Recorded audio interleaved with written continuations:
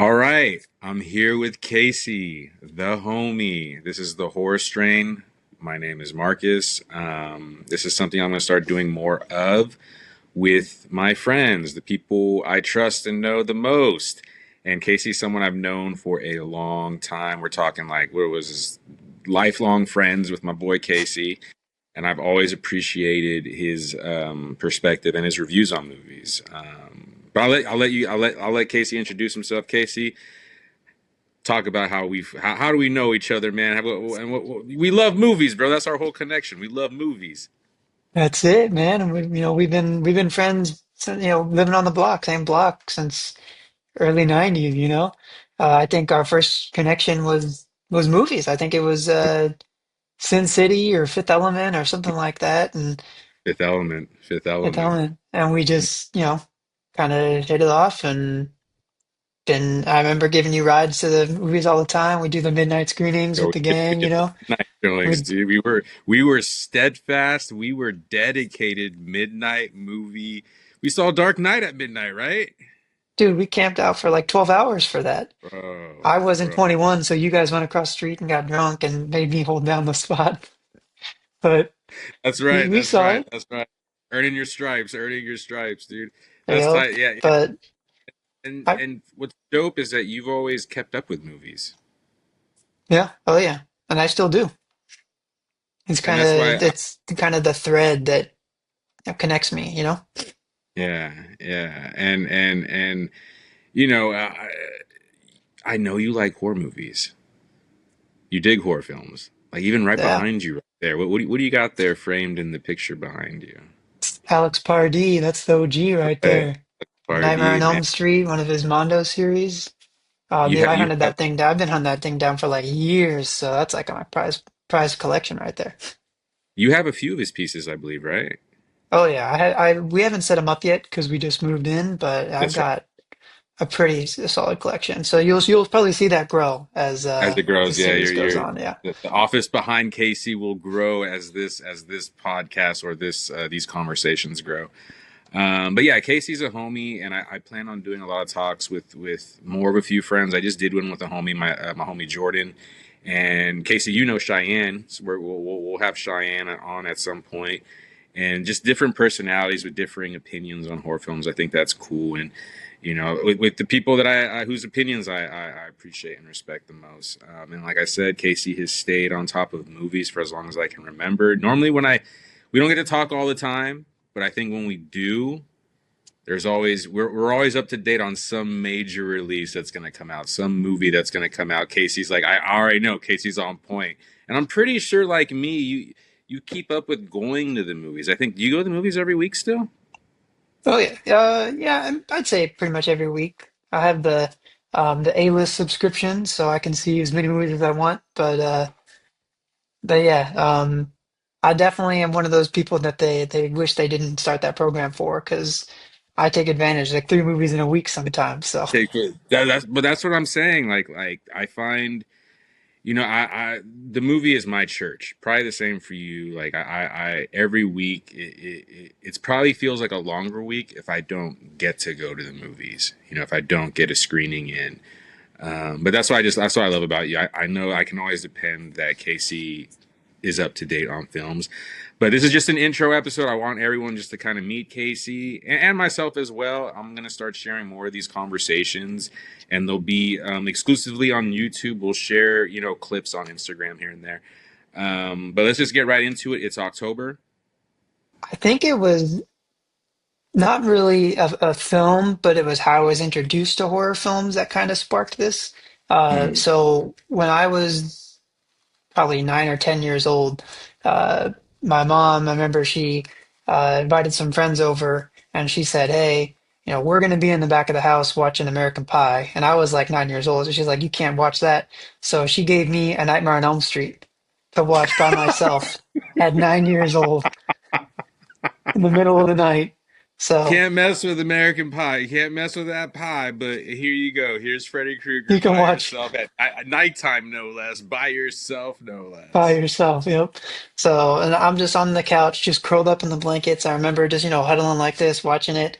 And had obviously had nightmares and stuff, and the movie Yeah. did its job. But I think through that, realizing, these are just movies and this isn't real, it kind of like inspired me to like, I guess, find something that like, face my fears in a Yeah. sense, So I think Nightmare on Elm Street, right back there, that's the one. That's awesome. That's awesome. I don't think I even fully knew that about you. But that's awesome. For me, it would definitely be Halloween, Michael Myers. I think I always, and that was a young age. How old you were? Yeah, you were a kid, 9 years old. So I think I had to be like, probably even younger than that. But when I first saw a Michael Myers film, at least by myself, when I watched it by myself, that was a whole other experience. You know what I mean? It's different when you watch those horror movies by yourself as a kid. They just hit differently, especially if you're watching it at night. And Michael Myers got that one. When I saw just that balance of knowing this isn't real, but it's having such a crazy effect on me, that's Mhm. cool. It's almost like I guess like you get equated to, and I don't know if you get it that often anymore. I don't get super scared by horror films that often anymore. But when you do, it really is kind of like that nice little. It's like an adrenaline shot, right? You're just like, oh shit, that got me. That's cool. Or when you're going home and you're just like, I'm coming home to an empty house, and you're like, oh shit, the shadows are looking a little bit more differently. Yeah. But that's cool. I didn't know that about you, Freddy Krueger. Okay, so what was the horror film that to this day? What's the horror film that scared you the most? You honestly, you were there for this, but we Okay, saw Paranormal Activity when we did because I remember this was back when like before social media, and I think yeah, it was like a MySpace secret screening or something, and it was this is like, the days when we were just checking websites for movie yep. news. And this was, before the hype, even before the hype of the movie, because it was like an advanced screening. So we went in, Super we had advanced. just heard, through the festival circuit, this movie's scary, it's good. Like we knew nothing about it. And then we go into this movie and dude, that movie shook me to my core. Like I remember like going home and I had to sleep with the lights on and like me and you and Hector were like texting each other at like 3 in the morning. Are you asleep yet? You asleep yet, bro? Dude, I remember the same answer. Mine was Paranormal Activity, bro. When we saw that Dude. shit, and that's what I really wanted. Like it's. I'm glad you brought that up. This is before social media. If you were like just for me, for our niche of fandom, we were into movies. So if you wanted movie news, you really had to be dedicated to your horror websites. Like there was shocktoyoudrop.com, Fangoria, Bloody Disgusting, just a slew of movie sites, slash film, firstshowing.net, all these sites. And that's how you got your movie news. That's how you kept up on things. That's how you found out about Paranormal Activity, a special screening happening in San Francisco. And literally, that was like the screening, like the beginning of when they started doing the rollout of special advanced Mhm. screenings to test. We were like in that beginning phase of that because I remember there was more. Remember those posters would drop or those commercials would drop where it'd say vote for Paranormal Activity to play at your To city, come in and your people yeah, would have come in your town, that. yeah. That happened after we had seen had our experience of seeing it, and then we saw it. Where did we see it in the city? Was it in was it Castro? Was it that old Yeah, it school was in theater Castro. in It was a Castro? small theater. It wasn't That's even but like it the was a big. creepy theater, right? The little fucking piano at the bottom. I think we were up kind of high top. But yeah, dude, terrified. That And movie just still. experience too. Like it's you can't recreate that because the whole theater was just nobody knew what to expect, and it was just like diehard film fans. This wasn't like just a casual Saturday night, No, couples rolling in. This was all like horror fans. People, yeah, I don't like to say camped out, but we waited for like 3 or 4 we hours to waited. get into We that. were there for a few hours. I think. Yeah, I think we were burning a little bit before the movie waiting in line. But no, yeah, that was that's still like it terrified me because I came home and yeah, we were all. I don't think I went to bed until the sun came up. And that was like the strongest found for that was the biggest found footage movie that came out since Blair Witch, right? Like Hmm. that was that if anything that reignited. That was really Blair Witch came out, but there wasn't hella people copying it. Paranormal came out, and that inadvertently began the found footage genre. Yep. But that's cool. I knew I was gonna say Paranormal Activity. I'm fucking glad that you said that too, dude. Because yeah, that's the last film that scared me shitless, dude. And I think after that, I think the more I can remember is The Conjuring fucked me up after that. When I saw, I think Conjuring came out a few years after Paranormal, and that one was a hell of a ride. But Paranormal, that one did its shit. Yeah. Uh, okay, and then moving on to the next thing, favorite gateway horror movie, and these are the horror movies for if you don't know, watching this, listening. Gateway horror films are horror films that we probably saw as kids that got you interested in horror. That was like the first notion of horror. Like for some generations, it might be Nightmare Before Christmas. All these gothic creatures, craziness might get you interested in horror films. And another Tim Burton one for another generation, Corpse Bride. Corpse Bride comes out, and that might be the gateway horror film for someone from a kid from that generation. You know, I think we were in high school, or I was already out of high school when that came out. But for you, what was something maybe you remember early in childhood or early years? What was a gateway horror film that you were a fan of? Um, I consider this horror. It's kind of teetering on like horror and like action, but I think like The Mummy was Oh, was one that like the Brendan Fraser 1999, like that was like, that was kind of like for me the start of like when I was starting to go and watch movies more regularly and stuff like that, and like finding movies on my own, and that kind of like ignited that for mhm. me because it I, had, it had its adventure elements, but there was some scary imagery in that movie for sure. how that because that came out in 1999. How old were you in 1999? Probably just 10 because I was in Okay, yeah. 89, so I was about 10 years old. Yeah. Oh, that nah, dude. I'm lightweight. I'm jealous, dude. Yeah, the mud. I think. Yeah. I think. Well, I think I was like it was like the end of middle school or maybe beginning of. Yeah. It was the end of middle school and going into high school. But Mummy was dope, and that I. You know what? I've never heard any. That if it's fair, that works. That is a perfect gateway horror film. I think Yeah. that is a huge. What I learned in the past few years is for a certain generation. Obviously, you're probably part of that generation. Um, People have professed the fans for the Mummy have been coming out strong the past few years. You know, when I noticed that Hot Topic was doing Mummy Mhm. T-shirts, when I noticed that all the the horror websites that do clothing that me and you like, they all started dropping Mummy merch. You know, like I mean, in the past few years, I've seen such a love for the Mummy come out because I think you guys we're all getting older. You know what I mean? Yeah. Um, that's so dope. And I was saying like you, like I think that summer I really learned how much I loved movies too because I used to collect clippings of shit. You know, I used to collect my movie tickets. You know, Mhm. and that summer, I shit you not, I had a notebook for Star Wars Episode One because that came out that summer, and I had a notebook filled with clippings for The Mummy. Fucking, and that's I think that was like I probably didn't even acknowledge it probably until now, but that's when I was becoming a huge movie fan. So that's cool that's like the connection there with the Mummy.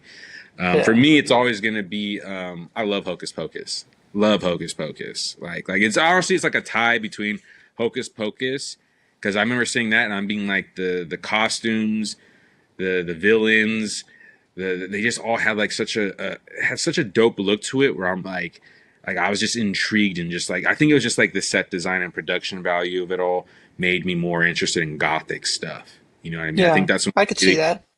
I can't remember the time, the frame of events, but like I know, I think it was around Hocus Pocus that I really got interested. I was never mad when my mom would rent the black and white like Frankenstein and Dracula and Wolfman because just seeing that kind of like over the top essence of horror in that way, theatrical, was really dope. But I also love Something Wicked This Way Comes.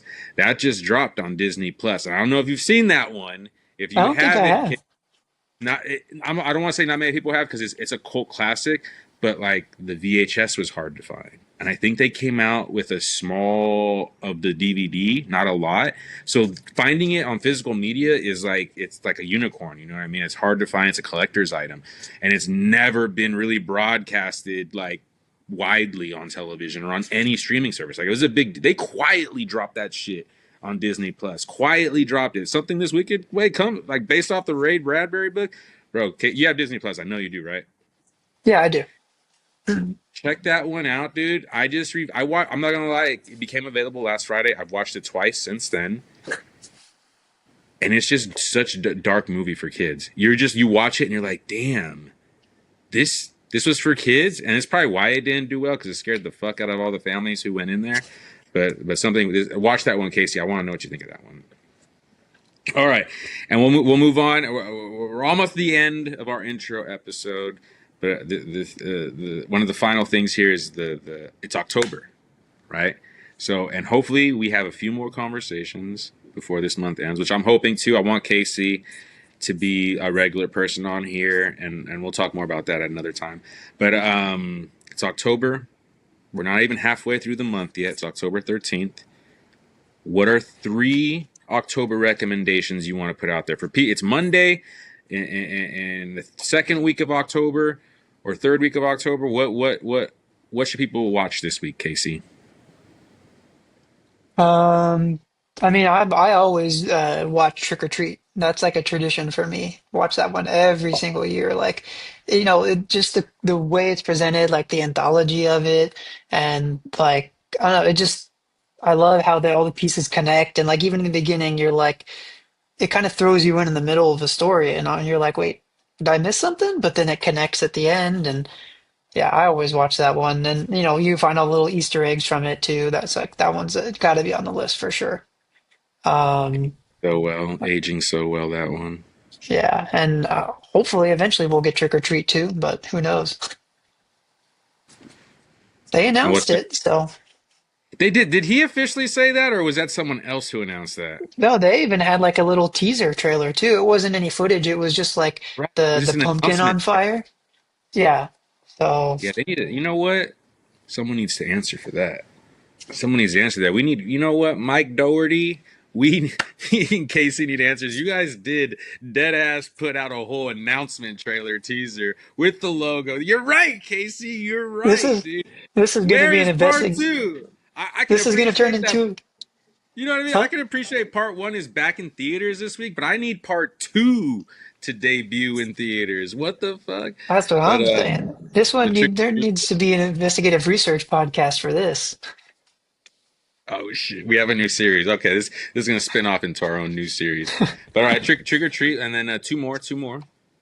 Uh, I would say probably Get Out. Like that one Oh, has like yeah. for me it has like it that one feels like Love Jordan fall. Peele. Like the Uh, it's just not feel good is the right word, but it like it's that cozy kind of horror film, you know what I mean? Like it's just the scenery and everything like that. And yeah, I love that one. Um we'll do an episode one day about this, but Casey definitely subscribes, and I know a few other people that are like this. I'm the same way. We subscribe to the idea that there are movies that are perfect for every season. oh Seasonal yeah. film. I'm not talking like fucking like horror movies for October or holiday films for December. I'm talking like there are movies just based off the aesthetic, based off the look of the film, based off the setting, based off of weather in the film. Like, you know what I saw popped up on Netflix, and I'm like, ugh, it's not raining yet. I can't watch it yet, but when it's raining, I'm fucking watching this. Identity with John Cusack. Oh yeah. That popped up on, and that one when it's a rainy night, bro. Nothing hits better than watching Identity, which takes place in downpour of a movie all Throw a night. little thunder and lightning in the background, you know? So good, but we'll talk about that. I've met people that are like that, and it's funny how like other people who don't do it like look at us kind of weirdly. I always get people who don't understand it are like, "What the fuck? You can watch that any time of year." I'm like, "Yeah, I get that, but it's good this time of year." You got to feel the movie. You got to be Yeah, a part of it. I love that. Okay, and then final October. Hopefully, we have more conversations. We'll share more of our recommendations. But final one from Casey. I gotta go with Scream. Like that to me is like that is like the ultimate horror film. That has everything, and it's got a good villain, it's got suspense. That one has a good, and it feels like a fall film too. Like, if it like I know it takes place during the school, but like, all the orange and yellow trees and stuff like that, and just the yeah, that one's a good one to just put on and just kind of cozy up and escape. Scream is classic, and it's also one of those that like that's just the it's just the perfect film. I think Scream is really a perfect film. It's one of those I think elevates the genre, elevates the standard. And we both know that after that came out, it was just this slew of it was like the teen slasher. This teen slasher was born, and it was very much popular. I Know What You Did Last Summer, Valentine, just slashers in every form were nonstop after Scream came out. For me, I'm glad that on one of those we matched. Trick or Treat. I Trick or Treat is like if I might put it in every top three we do for the rest of the month, or every three recommendations we do the rest of the month, because Trick or Treat is great. I love anthology movies. That movie very much felt different, and again, this movie falls in that category where like when that movie is was fun to keep up with behind the scenes. Like this is where me and Casey again we would check our websites and see what the status was on a movie like Trick or Treat. It got made, but it didn't come out till I think a few years later. It was hell. It was in limbo, and we only had just hints of what this movie was about, and we were waiting, and then we thought it would get theatrical release, but it went straight to DVD. You And then know, so that's we and hunted then it down the was art book bro. Yep. at WonderCon hmm in San hmm Francisco. We went out there. I think specifically for like one of the days just for that Just because he was just going to for be that. there and hmm yeah. hmm So that was a special one to kind of like grow with, and one again where like me and Casey kind of saw that fandom, that subculture of people who keep up with movie news. We were checking the websites on that one regularly, and it's cool to see. Like I am gonna try and see it this week. It is back in theaters this week for 1 week only. I think for 2 or 3 specific days. Is it playing in your area? I think so. Yeah. Yeah, I think it's like at Cinemark, AMC, all of them. I think they're all rocking it. Yeah, there's an AMC. It's got to be there. And then I recommend Halloween 3. I love Halloween 3 because again, that I don't want to say it's an anthology movie, but it was meant to open up an anthology film series where every Halloween sequel was a new villain, was a new story, like in the vein of Twilight Zone. But I love Halloween 3. People used to be really hard on it. I think it's definitely become a cult classic in the years recently. But definitely like put that one on. That's a cool vibe. Late 80s little John Carpenter produced horror film. If you look at it aside from the Michael Myers connection, it's a dope Halloween October film. And then I went with, I don't know if you saw this one. This just came out 2 weeks ago, but I really liked it. The new VHS Halloween. That's just a fun one, man. I love the VHS franchise, and they came out with one that's a Halloween theme, and it's another anthology type film, and I dug it. Did you see that one? I did. Yeah, I just watched it a couple nights ago. Yeah, it was good. Oh yeah, what'd you think? It was tight, right? It was hella fun, dude. And I like the connection to I recommend Halloween 3. And if you see the masks that are in Halloween 3, the pumpkin, the skull, and the witch, if you see VHS Halloween after Halloween 3, you might recognize the witch mask in one of the vignettes in that film. But yeah, those are my 3 October recommendations. And those are the questions I had lined up for us. That's what I just wanted to get like a brief Did it? intro on just our interest of horror films. Me and Casey are going to figure out kind of like different subcategories of how we'll do our videos, but it's definitely going to just be like me and Casey just shooting the shit about horror movies. And to close it out, let's the big horror release this week is Black Phone 2. What what are your thoughts on the first Black Phone? Are you gonna see Black Phone 2, Casey? I am. I'm super pumped. Like I know you know I've been advocating for this for years, but I am so excited to finally see a winter themed horror film. You know, We fog, talked about that, like snow. Jason and Oh yeah. shit, right? Throwing them in a different element. Yep, yep. And I mean I know it's been done to an extent. There's scenes here and there, but like a whole film based in the winter and the snow and yeah, it's something about that. Like it feels a little more inescapable than being in like a summer environment, I think. So I'm excited to see where it goes. It's like it sucks as enough to be chased by a fucking killer or monster or ghost, probably even worse when you're doing it in the snow.